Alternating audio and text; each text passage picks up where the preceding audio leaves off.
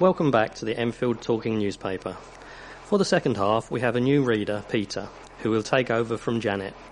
So welcome to Peter, who will read our first item of local news for Side 2. A business owner has said her shop has resembled a paddling pool rather than a florist's following persistent pipe problems. Sally Zachariou, one half of Sabella Floral Design in Enfield Road, has seen her shop tormented by constant leaks for more than 8 years. When starting the business, Mrs. Zachariou discovered that external pipes were inside the building and have often left her shop with puddles. She said it's having an impact on the business. This business is tough enough as it is, let alone with this problem, and nothing major has been done. It turned into a paddling pool last week.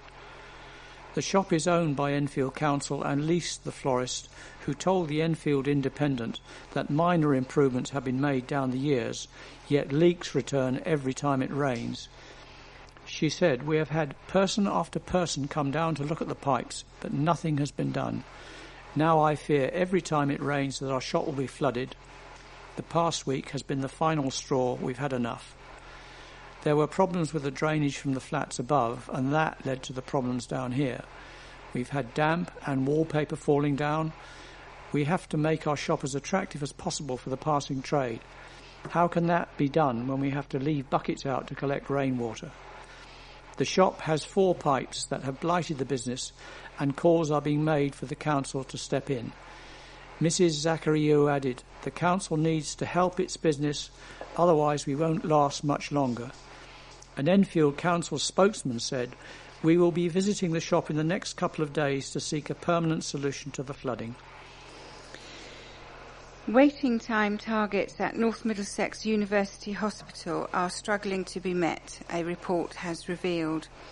The investigation into the impact of the closure of accident and emergency at Chase Farm Hospital by Healthwatch Enfield has shown that attendances at North Mid's A&E have not soared to the predicted levels. Figures suggest a slight rise at the hospital in Stirling Way, Edmonton, from around 3,000 a week to 3,500 a week, under half the predicted figure when the Enfield Hospital controversially closed its A&E in December 2013. However, figures from the Health Watchdog show the hospital has continued to miss the percentage target for seeing patients within 4 hours in A&E. The average in the last quarter was down at 91% of patients seen within 4 hours, the lowest in the past 3 years.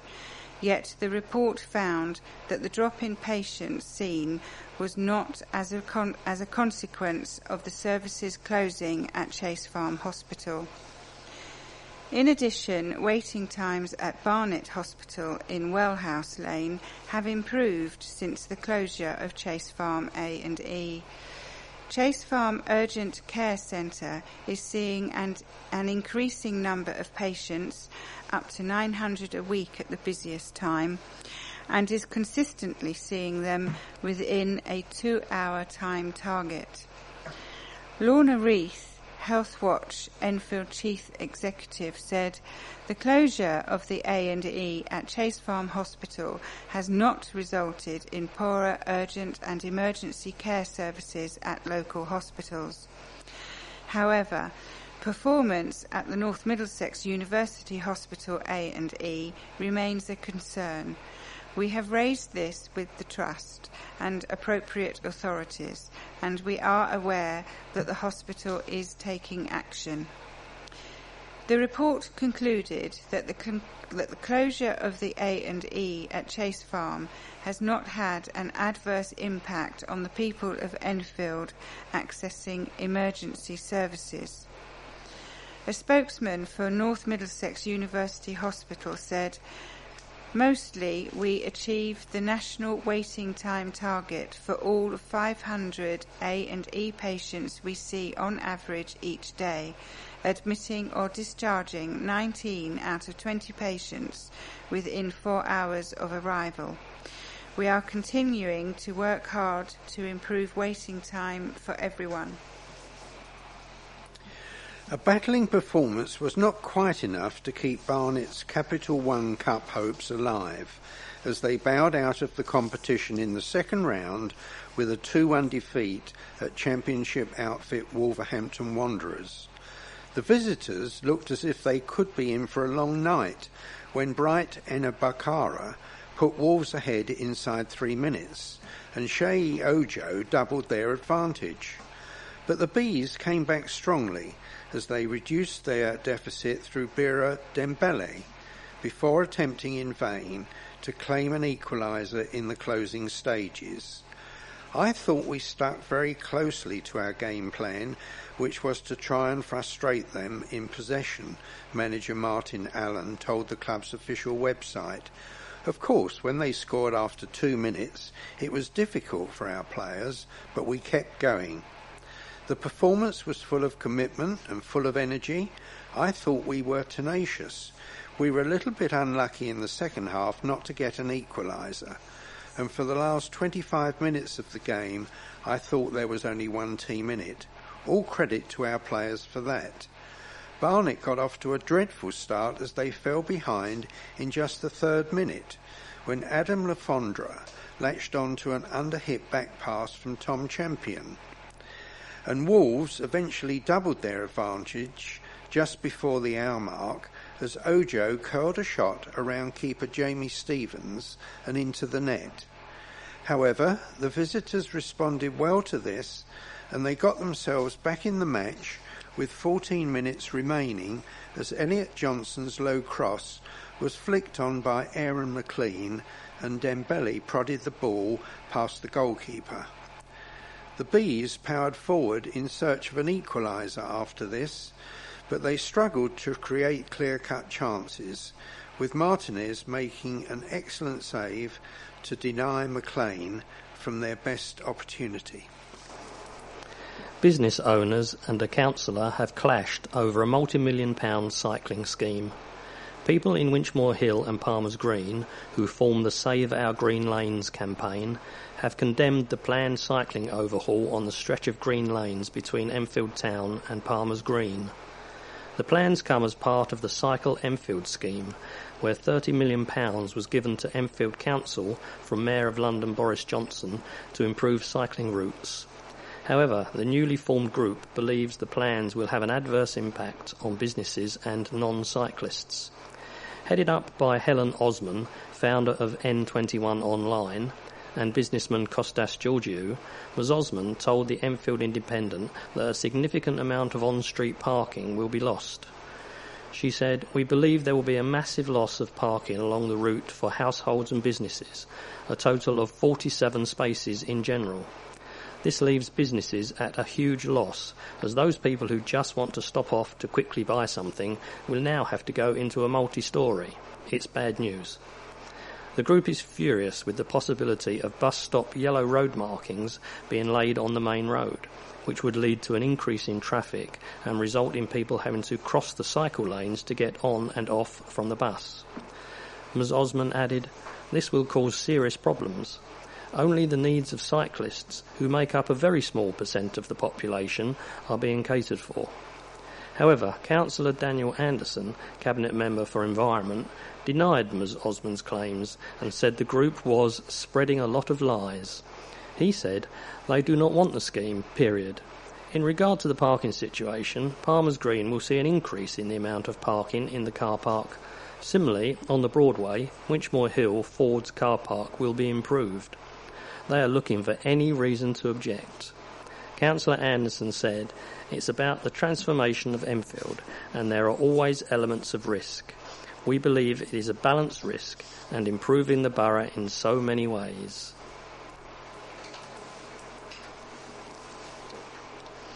A pop-up shop with an educational twist has proved a hit with the borough's big thinkers. Enfield Thinks, the pop-up shop for lectures, classes and workshops, was set up in June in Burley Way, Enfield Town. and was specifically tailored for residents with inquiring minds, boasting classes on themes as diverse as business development, agriculture, hairdressing, local history and first aid.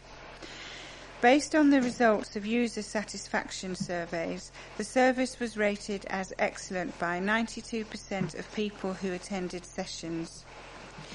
The project, which was designed to serve as a form of summer school for the borough, was a joint operation between Enfield Council and Birkbeck College, University of London.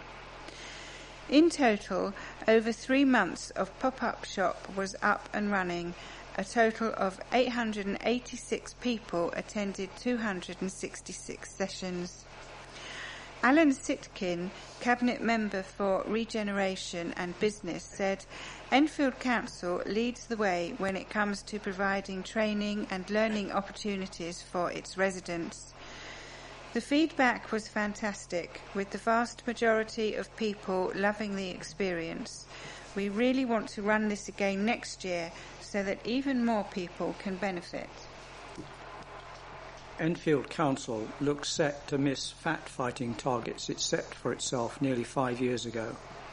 In 2011, the local authority, already concerned about soaring levels of childhood obesity, issued an action plan which aimed to dramatically reduce the childhood obesity figures in the borough. As was reported at the time, the Council, together with NHS North Central London, initiated a 10-year plan to make Enfield the London authority with the lowest number of overweight kids. The Childhood Healthy Weight Strategy aimed to freeze the escalating number of obese children by 2015. In 2011, figures from the National Child Measurement Programme showed that 1 in 4 reception-aged children and almost 40% of Year 6 pupils in Enfield were classed as overweight or obese, more than both the national and London average. The most recent comparable figures available were published by the National Child Measurement Programme earlier this year and reveal that 14.2% of reception-aged kids were overweight and 12.2% of that age group were obese, a slight rise rather than a freeze in the number of reception-aged youngsters classed as overweight or obese. However, the figures for Year 6 look more promising, with 14.8% of that year group classed as overweight and 24.8% classed as obese, meaning that the total number of overweight and obese children is slightly down on 2011 at 39.6%. But the Council is keen to stress that the most recent figures are not up to date, and any assessment of the scheme's success must wait until the 2015 figures have been collated. Cabinet Member for Public Health and Sport, Neka Kizor, said that the obesity epidemic was rising across the Western world and must be tackled by organisations working in partnership. She added, "The issue is a major challenge at a continental, national and local level, which will require concerted action at both European Union and the United Kingdom government levels." Consequently, Enfield Council, in partnership with colleagues working in the NHS, schools and children's centres and sport and leisure facilities, has developed a wide range of initiatives designed to give families the advice and support they need to adopt more healthy lifestyles, live more active lives, and therefore achieve a healthy weight. All partners working with children and families continue to regard this work as a priority as part of a suite of services to the local community. We acknowledge the significant challenge we face in tackling obesity in our borough, and we are redoubling our efforts in an attempt to reduce obesity both in the current generation and for those in the years to come. Star gardeners have been recognised as winners of the latest Enfield in Bloom competition. Growers from across the borough have scooped gongs in the annual contest to find the borough's most green-fingered residents and its most beautiful blooming spaces. The competition was organised by the Enfield in Bloom Committee and sponsored by Enfield Council and Tottenham Hotspur Football Club. Winners including schools, residents, pubs, public spaces and parks all will receive certificates at an awards evening in November. Pegasus Court in Green Lanes, Winchmore Hill, and Oakdean House in Bicolour Road, Enfield, were named Best Communal Gardens, while Brodie Road and Primrose Avenue in Enfield were the best residential streets. The best garden at a public building was chosen as Our Lady of Mount Carmel Church in London Road, Enfield Town. 40 Hall Park's walled garden and the community orchard in Broomfield Park were selected as making the best horticultural contribution to the community, while the Moon Underwater in Chaseside, Enfield, was declared to have the best pub garden. The Cabinet Member for Environment, Daniel Anderson, said, "This year's winners have demonstrated a remarkable degree of skill and ability to produce spectacular displays in a variety of settings, and I congratulate them all for their hard work." Enfield in Bloom is one of the jewels in the borough's horticultural crown, and each and every person involved in this competition, regardless of how they got on, has made a fantastic contribution to the look and feel of this borough. A full list of winners is available at www.enfield.gov.uk. Food producers from Enfield and neighbouring Tottenham are finalists in a competition to find the capital's best grub. Every year the Urban Food Awards celebrate community-based producers of food, and this year the shortlist features 40 Hall Farm, which has made the cut and is in the running in both the Best Banger category and the London Leaves category for its market garden mixed salad. The farm, based beside the 17th century 40 Hall Manor House in 40 Hill, Enfield, has been at the forefront of the council's drive to regenerate the borough through its market garden scheme, and has been producing vegetable boxes at the Enfield Veg Co. for a year. Farm manager Kate McGeever said, "It's great to be up against some incredible organisations and gain the recognition for our produce. We work with a small scale with not a huge amount here, but we try to supply quality over quantity." Also in contention for an award is Wild's Cheese, based in an industrial estate in Queen Street, Tottenham, which has been shortlisted in the Big Smokes Big Cheese category for its Napier cheese. Co-founder of Wild's Cheese, Philip Wilton, told the Advertiser, "I'm totally thrilled to be nominated and to have made the final shortlist with 3 other cheesemakers. This is about more than just us as a company. For the area of Tottenham to be recognised like this is fantastic." He added that his factory produces nearly 350 kilograms of cheese every week and supplies cheese for foodie havens, including the Library Cafe in Enfield Town Library in Church Street and the Whole Foods Organic Supermarket. The winners will be announced on September the 24th during the invitation-only Urban Food Feast at Borough Market in Southwark, South London, during Urban Food Fortnight. And following on from that article, here's a report from Shafi Muzaddiki of the Advertiser, who has got a taste for the good life. Rewarding people for trying to produce fresh food within the confines of the M25 is all very well, but can produce grown or made in a concrete jungle taste of anything other than petrol fumes and gloom? 40 Hall Farm is as close as it gets to a rural idyll within the Greater London area, a haven of peace and quiet less than 20 miles from the City of London. With views extending beyond the M25 and beyond, across Hertfordshire, there is an unmistakable smell of fresh air.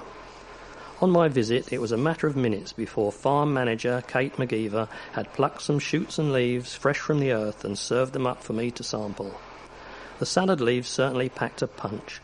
Not only did they taste far heartier and healthier than any wilted leaves bought in sweaty plastic packaging from a supermarket, but unlike leaves flown onto shop shelves from hundreds of miles away, they were packed with tangy and zesty flavour. The Mayor of London, who will be sitting on the Urban Food Awards judging panel, will certainly not be picking at his salad when he's selecting the winner. Purely out of a sense of duty, I also tasted some of the produce from Wild's Cheese, based in Queen Street in Tottenham, admittedly not somewhere that is traditionally known for its dairy capabilities. Like the Faulty Hall produce, the cheese beats the pale, insipid cheddars sometimes on offer in the high street hands down. Fresh, homegrown food made by people passionate about food. What's not to like? 5 florists donned ballerina costumes as they raised almost £2,000 taking part in Race for Life 5 kilometres at Hyde Park. Paula Wyatt, along with 4 friends who work at Paula's Petals in Lavender Hill, took on the run and originally only hoped to raise £500, but managed £1,755 for Cancer Research UK. Miss Wyatt said, "We decided to make it a happy event as this can be such a distressing illness. We dressed in pink with all of us wearing ballerina skirts. We all had individual names of people that we dedicated our runs to on our backs, as did everyone on the run. To see other people with names on their back brought home this illness. The atmosphere was amazing, not sad, but a happy time with a lot of encouragement by spectators which really helped us to complete the 5 kilometre run. The group, including workers Kerry, Claire, Linda and Georgia, had £320 given to them by customers at the store." Miss Wyatt added, "Going to and from the event, we kept our costumes on and our Race for Life number as well. We were proud of what we achieved, and although we did get a lot of funny looks and photos taken of us in London, it was all part of the fun. Thank you to all my customers and to the girls for their contribution. This was the first time we have competed, but hopefully this will not be the last." Occupying the ridge between Barnet and Lee Valleys, Oakwood has managed to retain a quiet, almost rural atmosphere despite being sandwiched between both Enfield Town and Southgate. In fact, its proximity to these two bustling areas makes Oakwood a popular place to live, particularly for families attracted by plenty of green spaces and the excellent transport links into central London.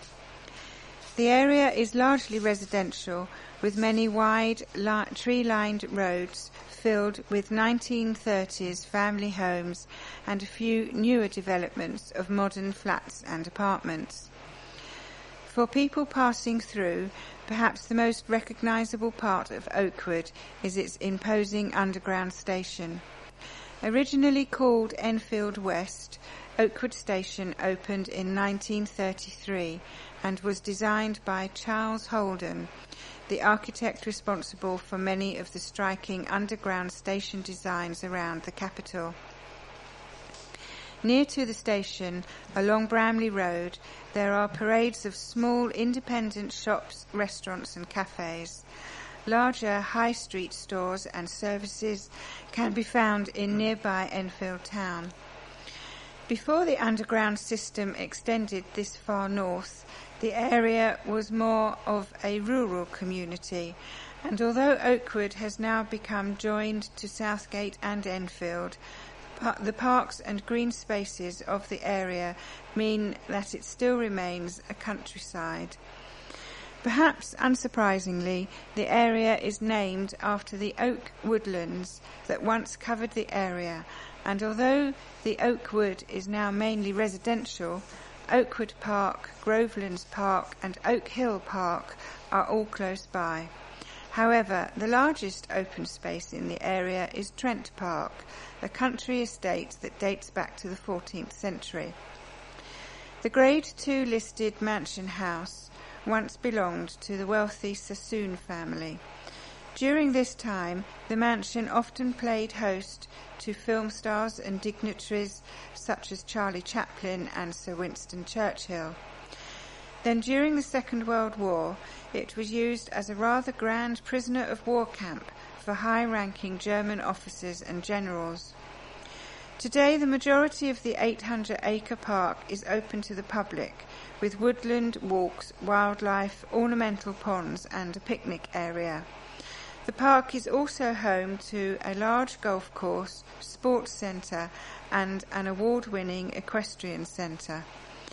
Oakwood's excellent transport links and quiet residential roads make it a pleasant and popular place to live, and with so much open space, you can almost forget that you are on the edge of one of the world's busiest cities.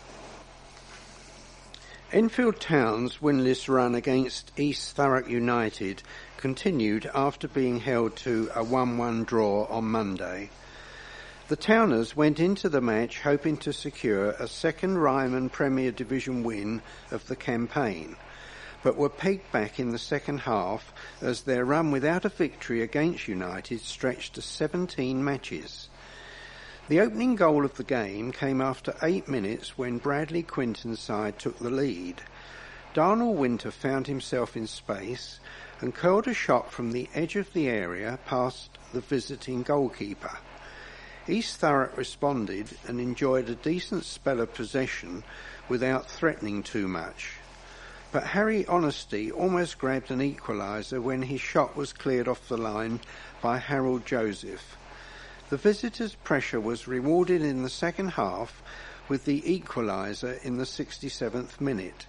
Honesty set up Tom Raitt and his low shot found the net. The Towners had a few opportunities towards the end but could not find a winner as they had to settle for a point. Enfield are 21st in the table with just 4 points from their opening 7 matches. Quinton's side produced a disappointing performance on Saturday after falling to a 2-0 defeat at Canvey Island. It was an afternoon to forget for the Towners as they suffered their 5th loss of the campaign. Enfield got off to a slow start and were punished after conceding the opener in the 6th minute. Nathan MacDonald made a mistake after being put under pressure by Dan Gilchrist, and Martin Tuohy took full advantage to tap into the net. The visitors thought they should have been awarded a penalty when Bobby Devine appeared to be caught by the goalkeeper, but the striker was booked for simulation. The Towners' task got even tougher after 18 minutes when Canvey Island extended their lead. Devine was looking the biggest threat for Enfield, and he was only denied a goal by a decent save from Goff. The Towners' best chance of the match fell to Mickey Parswell, but his shot was kept out again by Goff early in the second half. Former Arsenal defender George Brislan Hall was handed his competitive debut late on for Parswell. But Quinton's side finished the game with 10 men when Alex Cathline was dismissed for an altercation with Steve Sheehan. Town will look to claim only their 2nd win of the season this Saturday when they play Bognor Regis Town. And also in football, manager Dean Barker hailed his Cockfosters side after they booked their place in the first qualifying round of the FA Cup in fine style with an emphatic 5-1 victory at Tower Hamlets in the preliminary round replay. The two sides had played out a dramatic 3-3 draw in the initial tie, with Cockfosters overturning a 2-goal deficit to go 3-2 ahead before conceding an equaliser deep in stoppage time. But Barker's men bounced back superbly from the disappointment of conceding a late leveller to dominate the replay. We've now reached the end of our programme for this week. Thank you for listening. So from the team of Janet, Sally, Colin, Keith and Peter and Ian on the controls, it's goodbye. Goodbye. Please remember to turn over the address label in your postal packet, put the cassette into the packet and return it to us as soon as possible in readiness for the next edition.